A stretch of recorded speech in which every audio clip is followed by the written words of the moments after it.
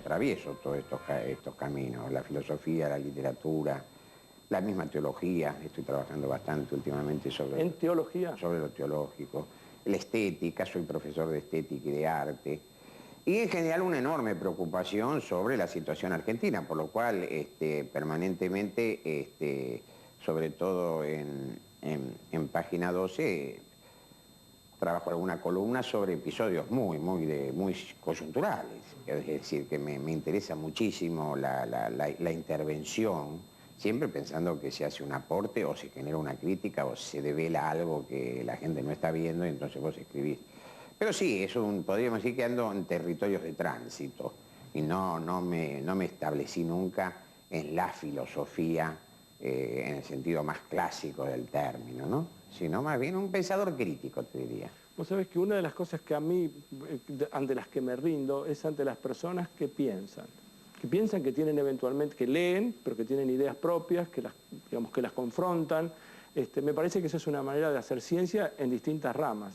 ¿Vos te sentís un pensador? ¿Te sentís ¿Cómo es tu trabajo? Yo intentaría plantearme como un pensador, pensando que pensar es el verbo más difícil, al cual nunca llega uno, sino que procura, pensando, alcanzar el pensar, ¿no?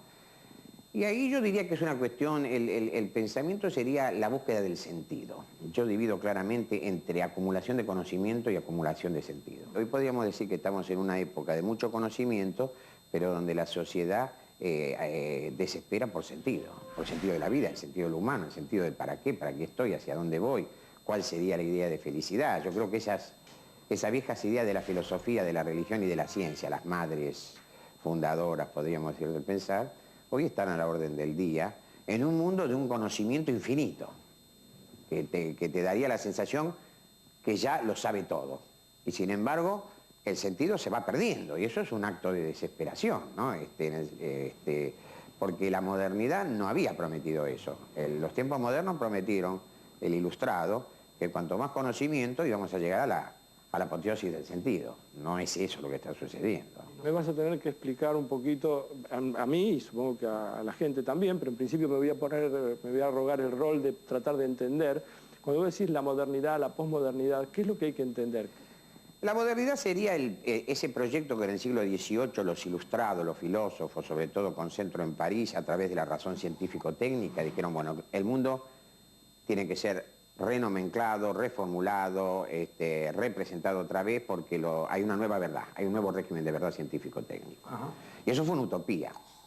Ya inmediatamente los románticos iban a salir, ojo que con la ciencia y la técnica, mi angustia, la noche de mi vida, mi sueño no resuelve nada. Entonces ahí los románticos le agregan el otro alma, la modernidad, que es el alma de lo inconsciente, de lo irracional. Esas dos cosas somos, ¿no? En ese sentido es el siglo XVIII que se proyecta sobre todo el XIX y sobre todo el XX con una carga inmensa de utopía en cuanto a que la razón iba a ser la partera de un mundo de felicidad y equidad para todos. Esa sería la modernidad, cuyo punto máximo es la revolución. La revolución es más moderna que el propio capitalismo, porque la revolución es moderna por excelencia porque iba a consumar la modernidad con un pasaje de la prehistoria a la historia, ¿no? Y la posmodernidad sería esto que aparece en los últimos 20 años, que algunos discuten, algunos no creen, otros consideran que es un invento más bien artístico-estético, que se plantea que todo lo que planteó la modernidad fue una ilusión, fue un engaño, ni había sujeto consciente, ni la razón nos iba a liberar. O sea, hay una mirada, podríamos decir, escéptica de parte de los posmodernos. ¿Coincidís? Yo no, yo sigo apostando, aunque la sienta fracasada infinidad de veces, porque yo pienso, por ejemplo, que Auschwitz es una combinación de ciencia con mito nazi. Auschwitz, el campo de concentración, claro. Sí. O sea que no es solamente el mito, es una enorme capacidad para matar lo más rápido posible. Claro, ¿qué mito? Claro, entonces desde esa perspectiva sí, yo coincido que la razón tiene muchas cuentas que saldar.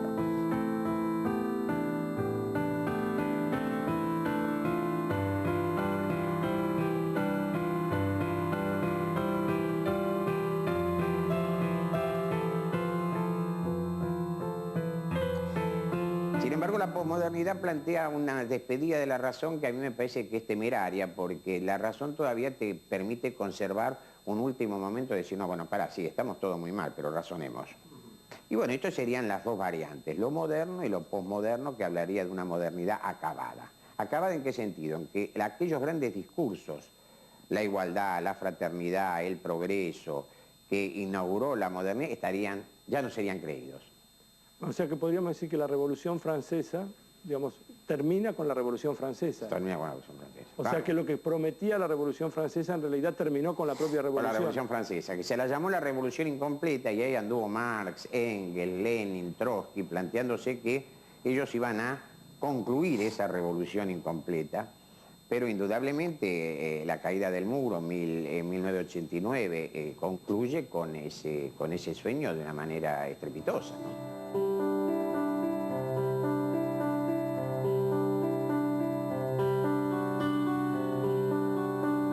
¿Escuchamos algunas reflexiones sobre la globalización? Mira, la globalización es un nuevo remate de una historia, que es la historia del capitalismo, que podríamos decir siempre fue globalizadora. Si vos lees a Ricardo o a Marx, el capitalismo era expansión, redespliegue. Es unificación de mercados, unificación de cultura. Hegel decía, bueno, los países de América Latina van a tener espíritu, porque nosotros no teníamos espíritu hasta ese momento. Marx va a decir, bueno, los pueblos sin historia van a tener a través de la colonización la posibilidad de una historia. O sea que el capitalismo siempre fue expansivo y unificador. Acá hay que distinguir entre una globalización económica, que tiene un plano contradictorio, con mucha problemática, una globalización cultural, y muchas falsas definiciones de globalización. Porque, por ejemplo, se habla de que la globalización es la desaparición del Estado y podríamos decir, la primacía suprema de los mercados. Pero si uno ve el actual momento de Estados Unidos, ahí hay un Estado fuerte, ahí hay un Estado militar, ahí hay 150 bases, ahí hay ideas de políticos que evidentemente configuran, y que si no existiese eso, sería muy difícil pensar la globalización solamente desde los mercados.